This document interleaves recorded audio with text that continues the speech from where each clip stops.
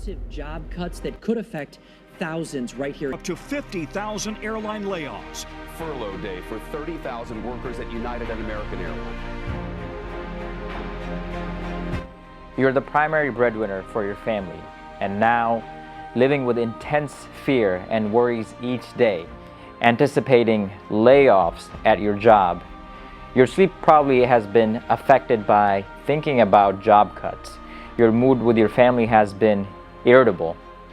The anticipation of layoff and the uncertainty of your income source each week might be giving you panic attacks and anxiety.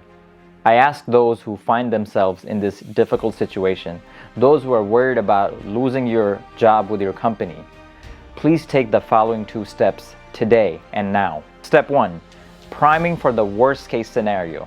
And step 2, a 3-year plan to stop this 9-to-5 rat race. Let me further explain step 1.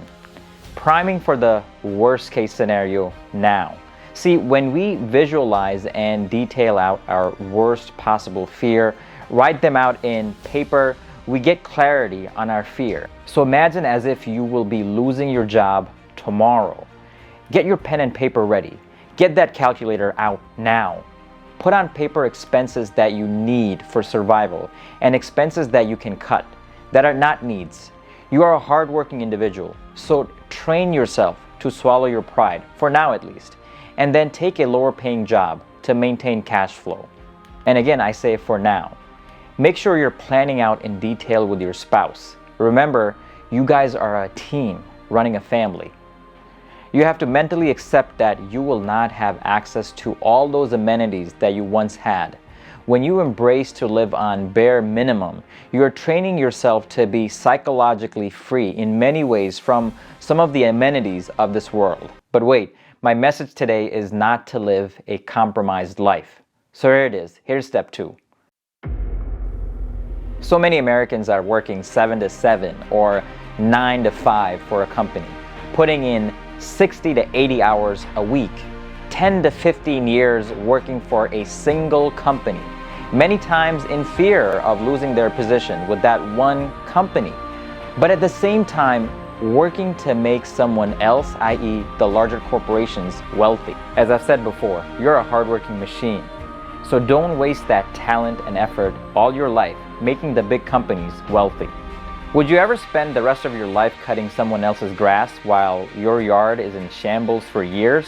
I bet not. A layoff from your current job is a wake-up call, an opportunity for you to plan on investing in your own future. So invest in your own yard.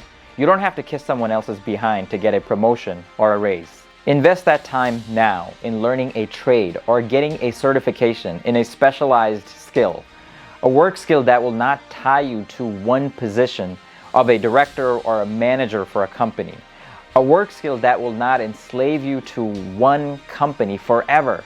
A certification in the IT field may be a good idea, or going back to school to become an electrician, licensing to be a landscaper, certification on real estate to become a landlord.